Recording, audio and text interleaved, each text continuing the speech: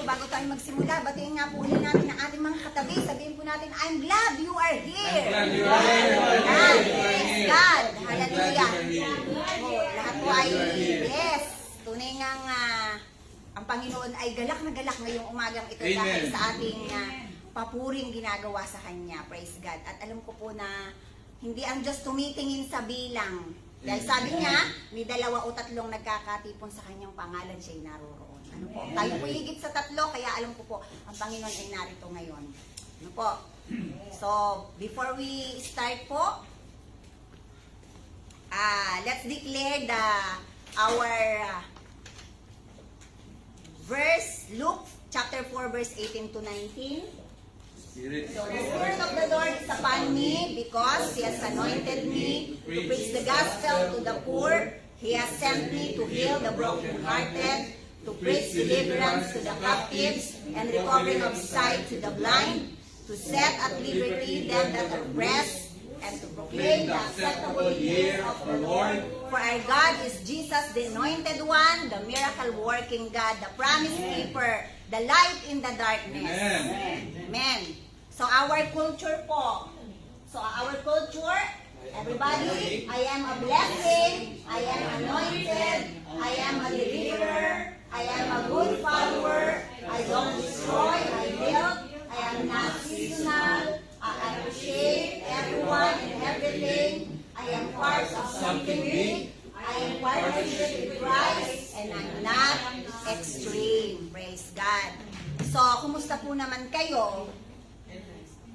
Ang buhay ko ay papangal ng papangal, mabuti ng mabuti, payaman ng payaman, palusog ng palusog, paangat ng paangat, paganda ng paganda, at pasaya ng pasaya. Amen. Naniniwala po ba kayo na lahat ng yan ay mangyayari sa buhay nyo? Amen. Amen.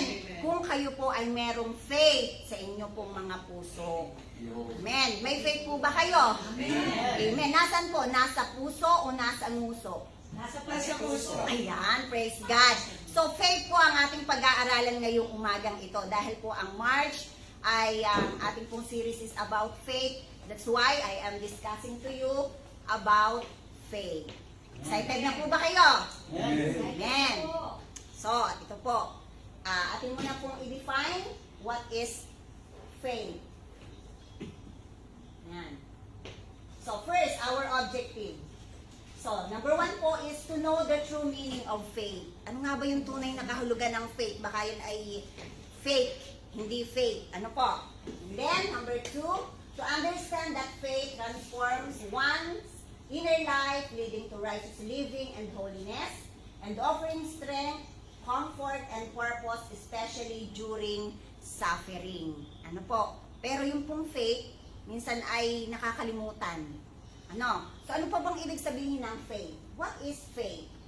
Sabi po sa akin pong hinanap ang meaning sa dictionary. Sabi po doon ay a profound, often absolute trust or confidence in a person, concept, or a divine power, frequently maintained despite a lack of empirical proof. Ano po ba ibig sabihin ng profound? May malalim. Ano po? Sa Tagalog, malalim siya. Pero sabi po doon, despite lack of empirical proof.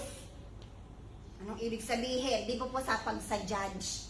Sabi ay, hindi ko tinatanggap ang iyong testimonya kung wala kang inihahandang matibay na ebidensya. Hindi yan tunay. Di po ba ganon? Ano? Kailangan lagi ng proof para maniwala. Ano po? Yun po ang ibig sabihin. So, yun po ang meaning ng faith sa dictionary. Ano po? Yun po yung malalim o absolute trust. Kung ito man ay sa person o sa concept. Yan. Pero sabi po sa Bible, ito po ang sabi. Sa Hebrew chapter 11 verse 1, now faith is confidence in what we hope for and assurance about what we do not see. Amen. Yan. Naniniwala na tayo kahit hindi natin nakikita. Yun po ang faith. Ano po? Ano pong ibig sabihin ng maniniwala na ako kahit hindi ko nakikita? Anong ibig sabihin nun? Halimbawa po, meron kayong pinagpe-pray. Anong gusto ninyong magkaroon? Sabi dun sa ating mga declaration, ang buhay ko'y ano ba yung gusto natin lagi doon yung payaman ng payaman Mas malakas doon ang, payaman ng payaman. Pero doon sa pabanal ng pabanal, medyo nahina yata doon, ano? Pero pag sabing payaman ng payaman, ang lakas. Lakas, ano? Pero hindi naman po yung taga GA1 Pret. Ang taga GA1 Pret, pag sinabing pabanal ng pabanal, napakalakas. Di po ba? Yan. So, sabi doon, kung ang iyong, let's say, sabihin natin, gusto kong yumaman. Kung paano kaya yaman? Ay, siguro maniniwalang ako sa Lord na ako'y maya kapag nadidi na yung isang bultong pera. Ano? Siguro maniniwala lang ako na ako'y payayamanin ni Lord kapag ako'y tumama sa loto. Yan, may mga ika nga ay dun, may proof na. Syempre, pag ako'y tumama sa loto, di ang daming pera noon. Ano, lalo na kung milyon-milyon. Mali-maleta. Ayan, baka dadalhin sa iyo, baka sikip ang bahay mo sa iyong mga perang darating. Ano pa? Halimbawa, may gusto ka pang healing. Yan. Gusto mong maranasan yung healing. Ay, paano ka gagaling kung without faith? Ano? So, sabi mo, Lord, magaling na ako. Maya-maya, nag-ano ka, aray! That is not faith. Ano po? Mamaya, aray ko, Lord, akala ko pinagaling mo na. Oo, nagduda na agad. So, pag ikaw ay nananampalataya, may nararamdaman ka pa kahit pinalangin mo na, i-accept mo na yun na magaling ka na. Dahil, ang sabi ng Panginoon, ano? Sa kanyang salita na, by His stripes, you are healed. So, yun po ang faith. Ang faith may kasamang, ano po, gawa. Nananampalataya ka nga, Lord, pasagana ang buhay ko. Nakaungkot ka naman sa bahay. Ano kasi huwan tamad, nakasa sa ilalim ng puno ng bayabas, antayin mong pumatak. So sabi ng Panginoon, ang taong tamad huwag pakakain. Ayan, diet ang mga taong tamad. Ano? So ano po? Ano pa ang sabi? Meron din po tayo ditong isa pang verse, sabi din naman po sa Matthew 17, chapter 17, verse 20, because he replied, because you have so little faith, truly I tell you, if you have faith as small as a mustard seed, you can say to this mountain, move from here to there, and it will move. Nothing will be impossible for you. Kasi noong time pong ito na sinabi ni Jesus, meron pong lumapit sa kanya na ang kanyang anak ay may sakit, may epileptic. So, hindi po yun mapagaling ng kanyang mga disciple. So, nagalit na si Jesus. Sabi niya, ay, kaliliit naman ang inyong pananampalataya. Tagal nyo na akong kasama, hindi nyo pa nagagawa yan. So, sabi niya, ito yung kanyang sinabi. Dahil sa inyong maliit ang inyong pananampalataya, kahit nga lang, sino nakakita na sa inyo ng buto ng mustasa? Amen. Super liit. Ayun nga tayong most smallest na seed sa buong mundo. Is it? I don't know, hindi ko, ayan, yan. Baka nakalagay yun sa Guinness, ano yan. So, ganun lang kaliit yung inyong pananampalataya. Yun, anong sabi? Yung mountain, imagine the mountain. Imagine niyo yung Mount Everest. Ay, gano'ng kalaki yun? Tapos, yung seed ng mustard, gano'ng kaliit? Yung faith nyo yun? Sasabihin mo, Mount Everest, lipat doon sa Pilipinas, nang malamigan naman ang mga taga-Pilipinas. Ano? Pwede yung mangyari if you have faith. Pero, ang sabi din yung bundok na yun ay hindi yung as in literal. Yun ay bundok ng ano? Bundok ng sakit karamdaman, bundok ng anumang problema meron, name it. Amen. Sabihin nyo anong problema nyo, anong dinaramdam ninyo, anong inyong nasa puso na matagal nyo nang hinihintay. So, magkaroon lang kayo ng faith, ng singliit ng butil ng mustasa, pwede nyong sabihin. At yun ay malimit kong ginagawa. Sabi ko, ikaw bundok ng sakit karamdaman, lipat! Lipat doon sa pusod ng dagat, wala kang karapatan sa katawan ko. Malimit ko po yung sinasabi at kanina nga po, binubulong ko pa sa aking anak. Kasi nung isang araw po, medyo lausi ang inyong lola ay natapilok. Yung gitna ng aking daliri sa paa ay hindi ko masyadong maituon. Nung Friday, talagang ako may OT kami, talagang para akong gaya. Sabi ko, hindi ako pilay in Jesus' name. Hanggang pagdating ko sa amin, nararamdaman ko, in Jesus' name, na halos yung isa kong daliri nahiwalay dun sa isa. Tapos kahapon nasa shop kami, huwag ka sabi ko po dyan, huwag kang matulin, hindi ako makatulin. Ayaw ko naman ang naglalakad na ako ng pilay. Sabi ko, gayaan. Sabi ko, yan, medyo, yan. So kanina sabi ko, nalimutan ko, hanggang sa naririto. Magaling na nga ako, wala na Praise God! Kaya, kasi dinideclare ko talaga lagi si Lord ang ating manggagamo. Amen. Ang ating katawan ay templo ng Holy Spirit at kapag nasa ng Espiritu, naandun ang kalayaan, kaya tayo'y malaya na. Amen. Nananampalataya po ba kayo? Amen. Amen. So kung ano man yung inyong mga gustong-gusto, i-claim nyo na po. Right now, sabihin niyo yun. Yes. You are healed. You are blessed. Yan. At lagi nyo pong sabihin sa inyong sarili. Minsan nga po ako, ewan ko, kung baka may makakakita sa akin. Minsan ako nanalamin. Sabihin ko sa aking sarili, uy, talagang tinuduro ko ang aking sarili sa mirror. Yan, hindi siguro kita ng aking mga anak. Uy, talagang may reaction pa yung mukha ko. Uy, you are super blessed. Talagang big feelings yun. Yes. Hindi man po blessed doon sa, kasi tayo naman po kasi, yung ibang mga tao, kasi sinabing super blessed, pag magagandang sasakyan, maganda yung bahay. Sa akin po, yung super blessed, yung ako'y masaya at malusog. Amen. Yan, napakalaki pong blessing yung malusog tayo. Ayaw mo yung pera mo, kung yun naman ilagi kang nasa doktor, magpapacheck up. Hindi maintindihan anong gamot dito, anong vitamins dito. Pero yung iyong kalusugan, ay, napakalaki po niyang. Health is well. Yan, yun. Doon ko po na-realize habang nagkakaedad that health is well. Yun po lagi ang number one prayer ko. Ano po? And then, sabi po, meron po tayong 4 na characteristic ng faith. Una po yung tinatawag nating faith or yung confidence. Na ibig sabihin po ay believing in the unseen power and faithfulness of God. Yan. Amen, Darrell? Yes. So, believing in the unseen power and faithfulness of God. Wala pa naman po talaga nakakita ng literally sa Panginoon. Ano po, kahit po si Moses, nung tinawag siya doon sa bundok ng ano bang pangalan ng bundok na yon? Moriah, ay hindi niya nakita at siya ay nabulag pa. At talagang hindi niya makita yung kaningningan, yung glory ng Lord. Yan. So, believing in the unseen power. Power of God. Ano, ang ating Panginoon ay napaka-powerful. Unlimited siya. Kung may unlimited rice, ang Lord, unlimited power. Amen. Kayo tuwang-tuwa sa unlimited rice, doon tayo kumain kasi may unlimited rice. Ano? Pero, mas matuwa tayo doon at maniwala sa Panginoon na merong unlimited power. Amen. Ano, na kaya ang lahat.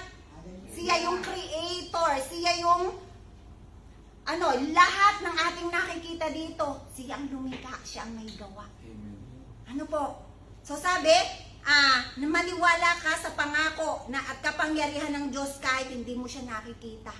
Ano ba yung pangako ng Diyos sa buhay mo? Meron ka bang pinangahawakang pangako? Amen. Dapat po meron. Asan po nakita? Minsan naririnig ko, paano ka magkakaroon ng pangako ang Panginoon? Paano nga ba? Ay through reading the Bible po. Kasi ang Bible po ay punong-puno ng mga pangako ng Panginoon. Amen. Hindi mo po yun makikita. Or sometimes, yung katulad nito, kapag ikaw ay uma-attend lagi ng mga Bible studies, prayer meetings, kapag nadidiscuss doon yung salita ng Diyos, may magre-rema sa iyo, i-claim mo na iyo yun, naranasan ng iyong kapatid na merong ganong pangyayari sa kanyang buhay na nakarelate ka, i-claim mo din yun sa buhay mo. Lord, ako ang susunod. At hindi tayo dapat maiinggit na halimbawa, may nag-testify na ako po ay ganito, ako po ay nabe-bless dahil ang aking pong asawa ay kumbaga nagkatrabaho at nagkaroon po ng increase sa kanyang sweldo. Huwag po tayo maiinggit. Ang sabihin natin, ako na ang susunod, asawa ko na ang susunod. At mararanasan din namin yun. So, ganun po, hindi po tayo dapat naiinggit. Kasi tayo bilang mga anak ng Diyos, mararanasan din natin yung power ng Lord. Yung kanyang pangako. Kung lagi tayong magbabasa, mag-attend ng ganito mga Bible study, huwag nating kaliligtaang dumalo sa ganitong mga gawain. Kasi napakahalaga po nun. Isa po yun sa nagpapalago ng ating pananampalataya. Kasi pag tayo nasa bahay lang, lalo na minsan ngayon nauso ang online, sasabihin nila, sige, hindi na lang po ako a-attend, sa online na lang.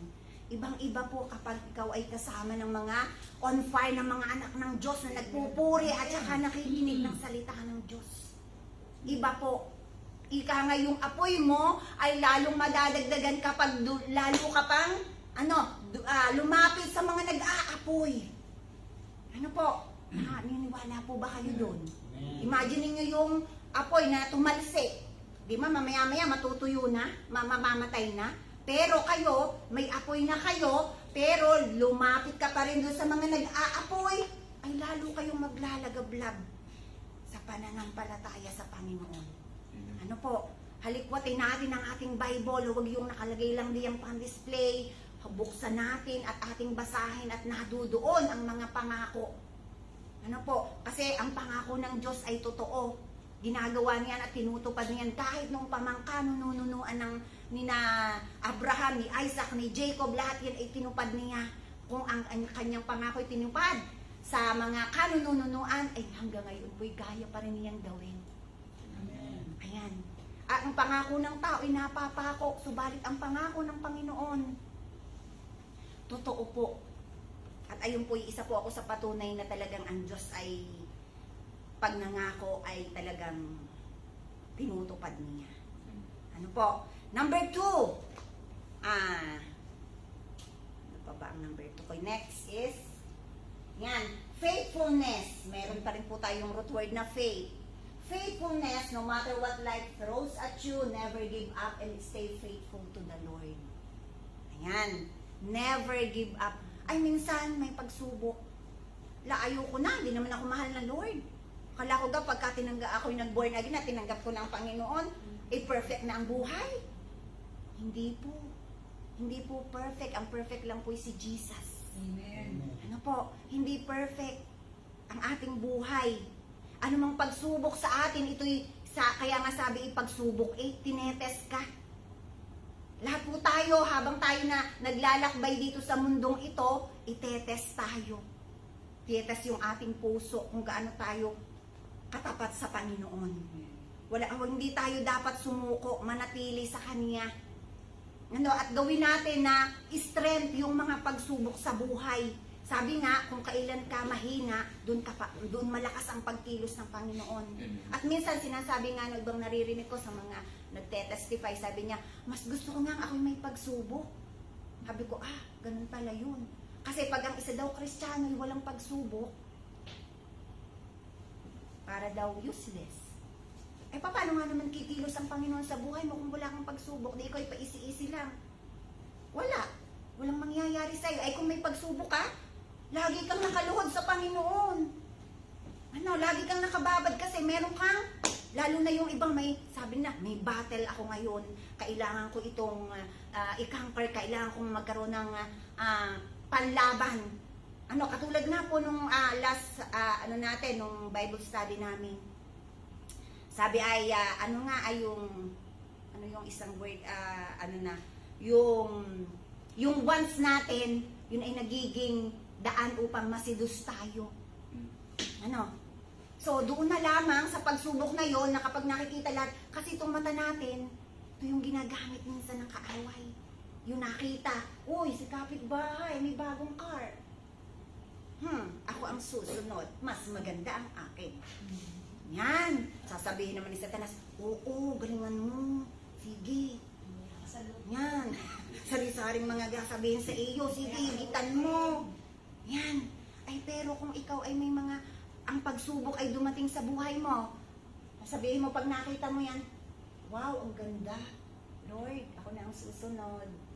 Mas maganda dyan, dahil ikaw ang source ng lahat ng bagay. Yan. Kung may pagsubok ka naman na halimbawa nagkukulang, Lord, hindi mo kami iiwan, hindi mo kami pababayaan. So napakadaming pangako ng Lord. Kapag may pagsubok, ay si Jesus nga, sinubok. Ni Satanas? Amen. Ay si Jesus na yon. Amen. Ano ang kanyang ipinanlaban ni Jesus sa pagsubok na yon? Ay di bagay sinabihan din ng Word of God. Ay kahit si Satanas nagbabasa ng Bible, alam niya ang Word of God. Kaya kailangan kayo din, kapag kayo ay lumaban, may panlaban din kayo kay Satanas. Ay baka yan ay sabi niya, ala, yung imong sakit na yan, malma, lalo yung mamalma. Sasabihin mo na, aray ko, ay oo nga, ano ba na? Hindi. Panlalaban mo, hindi, sa latay natin na mo na Jesus, ako'y magaling na. Amen. Oh, halimbawa nagkukulang ka, hindi, the Lord will provide. Ayun nga mga ibon nga, hindi nagtatanim. Amen. Diba? Sila'y kumakain, anytime, lilipad, may matuto ka. Tayo pa kayang mga anak ng Diyos, na mahal niya. Ibinigay na si Jesus sa atin. Amen. Para tayo ay maligtas, para mawala ang ating kasalanan. Dahil tayo sobrang makasalanan, tayo minana natin kay Eva at kay Adan. So, sa pagmamahal ng Panginoon, ibinigay si Jesus, John 3:16. Kaya, walang pagsubok na hindi natin kayang lampasan. Hallelujah. No matter what life throws at you, never give up. Kasama mo lagi si Lord. Kasama mo lagi. Lagi lang yung nasa tabi mo. Kulang lang yan ng panalangin. Panalangin. Ay nga ang sabi ko po sa aking anak na ito pag aalis, anak, prayer is the best weapon. Prayer. Hindi ka naman laging ikaw ay nasa loob ka lang ng kwarto mo at mananalangin. Everywhere, every time, mag-pray kayo. Yung small utter of prayer. Lord, hindi ko kaya itong aming dinidiscuss, turuan mo ako. Yun ang sinasabi ko lagi. Sabi ko dyan, anak, napagdaanan ko na yung iyong mga pinagdadaanan ngayon na sabi mo, ako'y nahihiya. Alam, hindi ko kaya, ganito, ganyan. Ako'y anak, alaman mo ga na ayan ay iyong pagsubok sa iyo para ikaw ay manalangin. Para ikaw ay maging malapit sa Kanya. Yun na, tunay naman po yun kahit sa ating buhay. Yung mga pinagdaraanan natin, ay ginagamit ng Lord para tayo maging malapit sa Kanya. Paano tayo pagka perfect na ang buhay natin? So baka makalimutan na natin si Lord. Wala, hindi na, madami na akong pera. Ay, madami naman kaming pagkain. Ay, madami na, lahat na nasa akin. Hindi ko na kailangan si Lord. Ay, kung may pagsubok, wow, ako'y may Diyos. Hindi ako iiwan, lagi siyang nandyan. Ano po? Naintindihan niyo po ba ang sinasabi ko? Amen. Praise God. Number 3 po. Meron po ba? Yan. Another thing po is, sabi din po sa Matthew, but the one who stands firm to the Lord, firm to the end will be saved. Sabi po yun sa Matthew 24 verse 13. Kung sino mang manatiling tapat hanggang wakas, yaang maliligtas. Amen. Ay baka yan, katulad ngayon, narinig nyo na po ba yung nangyayari ngayon sa Israel, sa Middle East? Yan, nag-aanuhan sila, tawag dito, may war. Pero ang sabi ko nga kahapon doon sa aking kakilala na kakwentuhan ko, sabi ko, hindi magagapi ang Israel sa tagal na ang Israel ay madaming bansa ang gustong ma-wipe out ang Israel. Hanggang ngayon, naka-stand pa rin ang Israel. Kasi si Lord ang nagtatanggol sa Israel. Kanyang bansa yun. Ano po? Kaya tayo din, mga anak ng Diyos. Tayo din laging, siya ang ating tagapagtanggol, siya ang ating tagapagpalaya. Ano po? And then, next. Number, wala tong number. So, number, ano ba to? Wala akong number din eh. Number 3. So, obedience and sacrifice. Narinig nyo na po ba yung, obedience is better than sacrifice. Kahit ikaw ay, sabi nga, yung katulad yung ginagawa ng mga una na laging pumupunta sa templo, naghahandog, ng mga the best na mga hayop. Yan. Yun ay kinakaluguran ng Panginoon. Pero ang sabi nga, obedience is better than sacrifice. Kahit hindi ka maghandog ng maghandog, basta ikaw ay sumunod sa Panginoon. yung puso mo na laging sumusunod sa Panginoon. At ang sabi, obey the word of God. Magkaroon ka ng pusong willing na laging sumunod sa Panginoon. Na isali natin ang Panginoon sa bawat desisyon ng ating buhay. Na sabihin natin, Lord, yung pagising pa lang natin sa umaga, Lord, apart from you, I can't do nothing. Hindi ko po kayang manangan sarili kong karunungan, sarili kong lakas. Kayo po ang manguna sa akin. Yun po lagi ang ating i-accept sa ating sarili. Kasi ang Lord ang nagsusustain sa atin. Yung lakas, baka sabihin ng iba, ay naku, anin ko pa ang Panginoon, ako naman yan laki ng sweldo. Yan. Hindi niya alam na bukas pala, kukunin na ang kanyang buhay, ay wala siyang relasyon sa Panginoon. Yun po'y parang naando doon sa isang tao na nag-iipunan ng maraming pagkain, pero hindi niya alam siya pala mamatay na. Pero tayo, bilang mga nakakakilala sa Panginoon, when we accept that Jesus is our sustainer, our strength, Lord, ikaw ang manguna. Dahil ikaw ang aking Diyos na pinaglilingkuran. Ikaw ang manguna. Lord, gagawin ko ba ito? Ano bang mangyayari sa buhay ko pag sinunod ko ito? Halimbawa, merong imbitasyon sa iyong kapitbahay mo. Oy pare, inuman tayo mamaya after work. Sabihin mo naman, ay sige. Dahil nahihiya ka sa iyong kumpare. Dahil, ikumpare ko yun, ano sasabihin nun sa akin?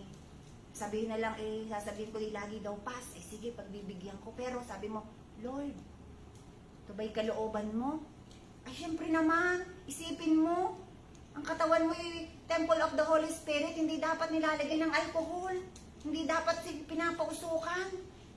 Pero sasabihin mo, Lord, pagbibigyan ko lang si kumpare. Isa lang naman siya. Hanggang sa naging 2, 3, pag uwi mo, susuray-suray ka na. Sasabihin mo pa, Lord, kalooban mo ba ito? Pagising mo sa umaga, pasakit ulo mo? Lord, heal me! Praise God, may faith. Nandun yung faith na manggagamot ang Lord, pero may mali. Ano po? So sa bawat desisyon, sasabihin, mga estudyante, Lord, tulungan mo ako sa aking exam.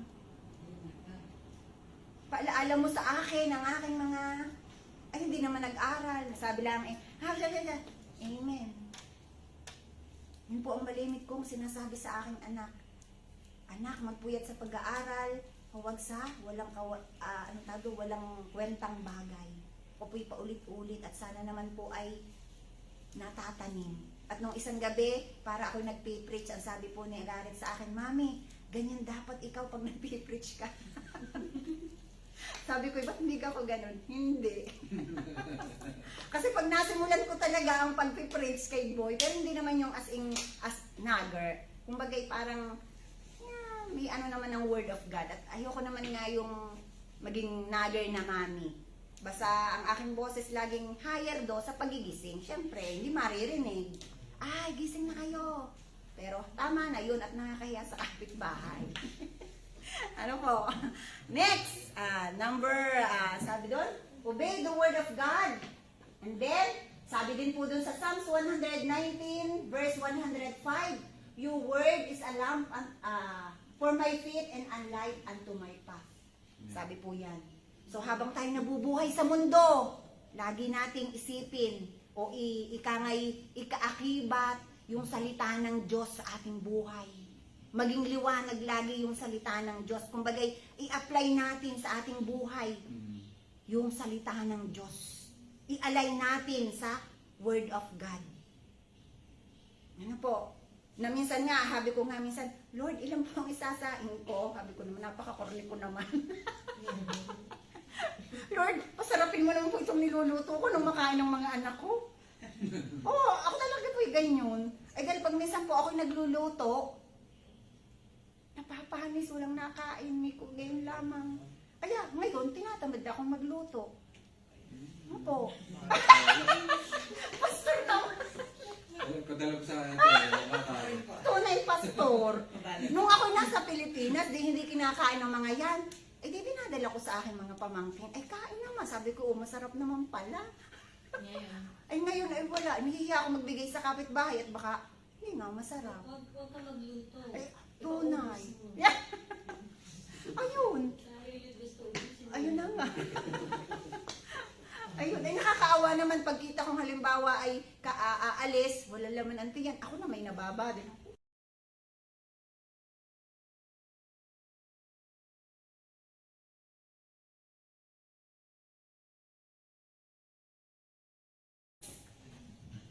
The last characteristic is hope. Assurance that God has a good plan. Amen. Ano, may magandang plano ang Panginoon sa buhay ninyo. Yan, may magandang plano. At ano yon? Ano ang sabi? Ano, sa Jeremiah 29 verse 11, ito yung gasgas na natin lagi. Pero nalilimutan ng mga Kristiyano. Ano ang sabi? For I know the plans I have for you. Alam ng Panginoon. Ayan, declares the Lord, plans to prosper you and not to harm you. Ano? Ano pa? Plans to give you hope and a future.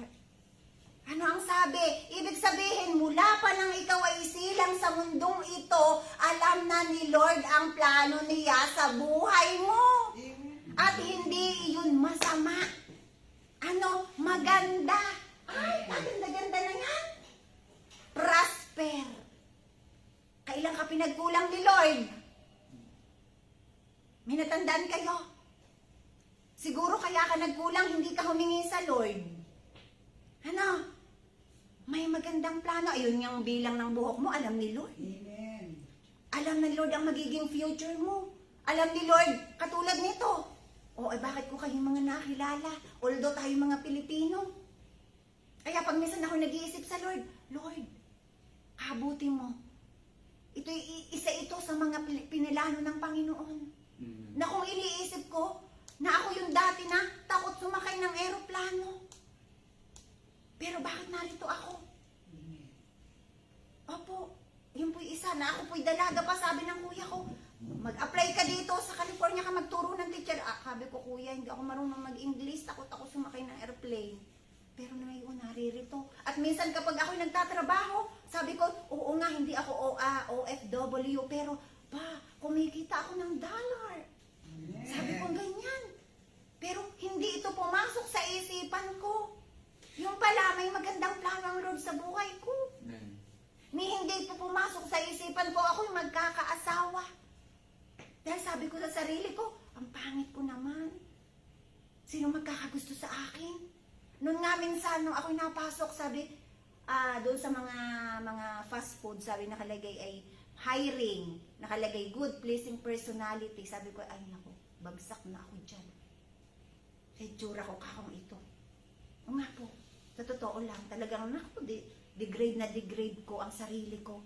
At laging pag ako'y harap sa tao ko talaga Pero nung makilala ko ang Panginoon, kahit na ganito ang mukha ko, sabi ko sa Lord, Lord, maganda ako sa iyo, Panginoon. Amen. Sinasabi ko lagi yan, maganda ako sa iyo, Panginoon. Kung ako may ay hindi maganda sa kanilang paningin, pero Lord, maganda ako sa iyo. Bakit? Pine-bless ako ni Lord. Alam kong dinirig ni Lord ang aking panalangin. Kaya sabi ko, Lord, thank you. Lagi ako nagte-thank you. At ayun din po, i-claim ninyo lagi yan. Hindi kayo pababayaan not to harm you, but the Lord will give you hope and your future. Mas lalo pang paganda ng paganda ang inyong buhay. Hindi lang yan ngayon. Baka sabihin nyo, naka-stuck ako sa buhay kong ito ngayon. Ano man yun, alam ni Lord. Pero may maganda pa. Paganda ng paganda, kaya nga dinideclare natin, paganda ng paganda ang buhay natin. Ano? Huwag nyo na lang, ay ganito na lang ako. Hindi, meron pa. Amen. Meron pang the best na ibibigay ang Lord. Ano? Yes. Sabihin nyo lagi sa Panginoon, Lord, nag-uumpisa ka pala ngayon sa buhay ko. May maganda ka pang gagawin. Hallelujah. Yan. Naintindihan niyo po? Amen. So, ang salita ng Diyos ay gabay sa ating bawat hakbang at nagbibigay ng liwanag. Ano po? And then, sabi din po doon sa, hindi yata nalagay din eh. Yan, Romans 10:7. Consequently, faith comes from hearing the message, and the message is heard through the word about Christ. Yan, ang ating pong pananampalataya. Hindi po yan lalaki kung hindi nga tayo laging makikinig ng makikinig. Through hearing. Hearing, hindi po yan yung isdang hearing, kundi yung pakikinig natin. At katulad nga nung na-mention ko kanina, kapag naririnig natin yung mga nangyayari sa ating mga kapatid, nai-inspire tayo na, ay, ganun palang ginawa niya, siya pala'y sumunod sa Panginoon, so ako din. So, makaka-relate tayo sa kanila. Eh kung ikaw'y nagmumukmuk lang doon sa inyong sulok ng inyong bahay, sa kwarto, at lagi mong, wala ka, waawa ako, walang mangyayari. Ano? Kaya alam ko ngayong umagang ito, may magandang purpose ang Lord sa buhay ninyo, kaya narinig niya, pinarinig sa inyo itong tungkol sa faith. Amen. Ano? Okay, and then, meron po akong mga examples dito ng mga tao na merong maganda ang ginawa ng Lord sa pamagitan ng faith. Una po, ang pinili ko ay si Abraham, na kung siya po yung father of faith. Nabasa nyo naman po ang buhay ni Abraham kung paano po siya pinili ng Panginoon. Ano po? Siya po ay sinabihan ng Panginoon na pumunta doon sa ibang lugar kahit hindi niya alam kung anong kanyang mangyayari doon. Ano? So yan, God, go from your country, your people, and your father's household to the land I will show you. I will make you into a great nation, and I will bless you. I will make your name great, and and you will be a blessing. I will bless those who bless you, and whoever curses you, I will curse, and all peoples on earth will be blessed through you. Napakaganda po ng pangako ng Panginoon sa kanya. Dito po na kinuha yung I will bless to be a blessing to others.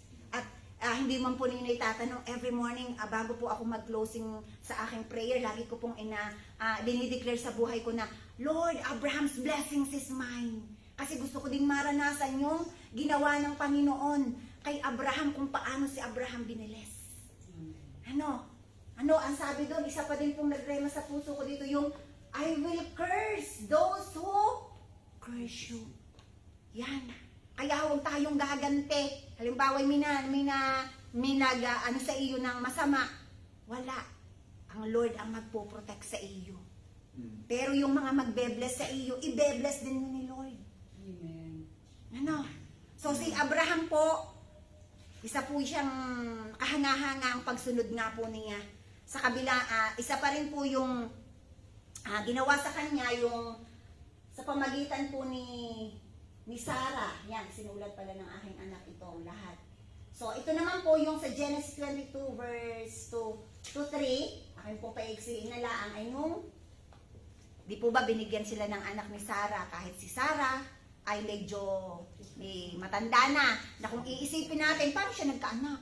Ganun katanda na. Pero binigyan pa rin ng anak, and then yung sinubukan siya ng Panginoon, sige Abraham, dalhin mo ang iyong anak at iyong ihandog sa akin. Pero yung willingness ni Abraham, ibinigay niya. Sige Panginoon, ibibigay ko ito. Galing ito sa iyo, di ibibigay ko ulit sa iyo. Pero yung pala, sinusubukan lang pala siya ng Lord. So nakita ng Panginoon kung gaano yung faith ni Abraham sa Lord. Kaya naman, pinagpala talaga siya ng lubusan. Amen. So, ating pong gayanin si Abraham yung kanyang faith. Hindi ko na po yan hahabaan.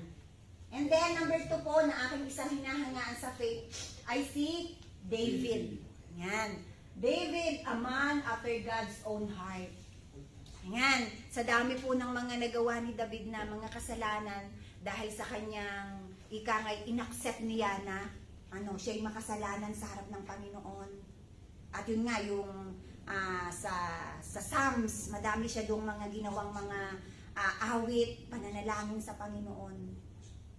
Na halos kapag siya ay nagpupuri sa Panginoon, na halos nga siya ay tanggalin niya yung kanyang pagkahari, makapagpuri lang sa Panginoon. Anong ibig sabihin po noon? So, tayo, kahit na anumang ating sitwasyon sa ating buhay, pag alam nating araw ng Sunday, wake up, Let's praise the Lord.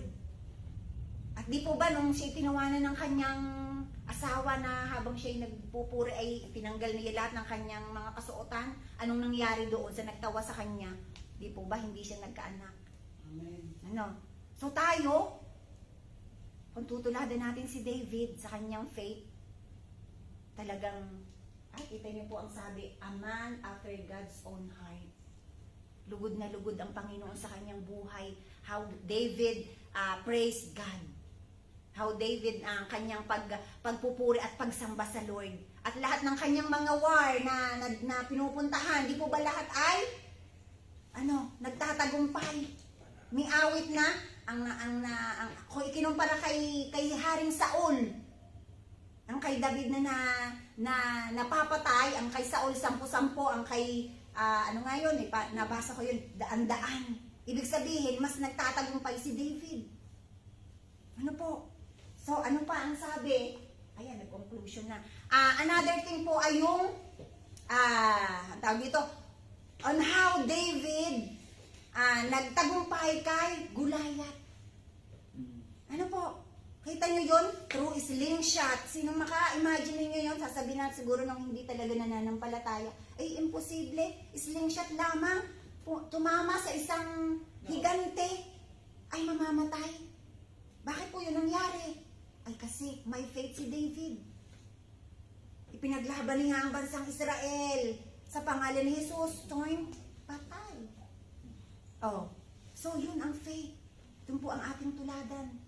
Ang faith ni Abraham, faith ni David. At marami pa pong mga tauhan dito sa Biblia na magaganda at kailangan nating tularan ang mga faith nila.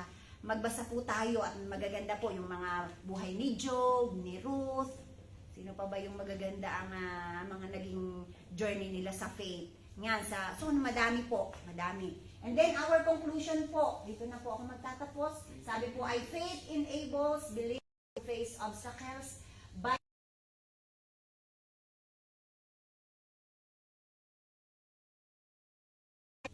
fostering resilience. Huwag po tayong manangan sa sarili nating karunungan at lakas. Let's rely on God's power. Kasi ang ating Panginoon ay powerful God. Amen po. Amen. May natutunan po ba kayo ngayong umagang ito? I hope na may natutunan po kayo at kahit pa paano. Amen. Po. So, sige po, palakpakan po natin ang Panginoon. Praise God! Hallelujah! Before I end, tayo po muna yung mag-pray. Thank you, Lord. Abba, Father, in the name of Jesus and by the power of your Holy Spirit, we thank you, Lord. Thank you, Lord. Thank you, Lord. Tunay nga, O Diyos, salamat sa inyo pong ginawa sa aming buhay ngayon. Sa kalagitnaan namin ngayong pong tanghaling ito, O Diyos. Salamat, Panginoon. Salamat. Nawa, Panginoon, ang mga salita mo, Panginoon, narinig ng aking mga kasamahan, Panginoon, ay manatili sa kanilang puso at magmanifest sa kanilang pong buhay. Lalo mo pa pong patataasin, Panginoon, ang pananampalataya nila, ang pagkilala niya sa inyo, Panginoon. Na kayo nga po, O Diyos, ang makapangyarihang Diyos, na kayo lamang, hallelujah, ang dapat naming sambahin, pagtiwalaan sa aming buhay. Anuman, Panginoon, ang aming mga pinagdaraanan, magtitiwala kami sa iyo, Panginoon, na ikaw lagi ang may magandang purpose sa buhay namin, may maganda ang plano sa buhay namin, O Diyos. Panghahawakan namin ang mga pangako mo. Kung paano, Lord, ngayong taon ng 2026, hallelujah, we will possess, Lord, all your promises, O God. At lagi namin, Lord, hahanapin, hallelujah, ang iyong mga pangako at panghahawakan, O God. Maraming salamat, Lord. Ang pangako mo, Lord, ay hindi mapapako, kundi, Lord, mangyayari sa buhay namin. Maraming salamat, Lord. Sa iyo lamang ang papuri, sa iyo lamang ang pagsamba at pasasalamat. In Jesus' name, Amen.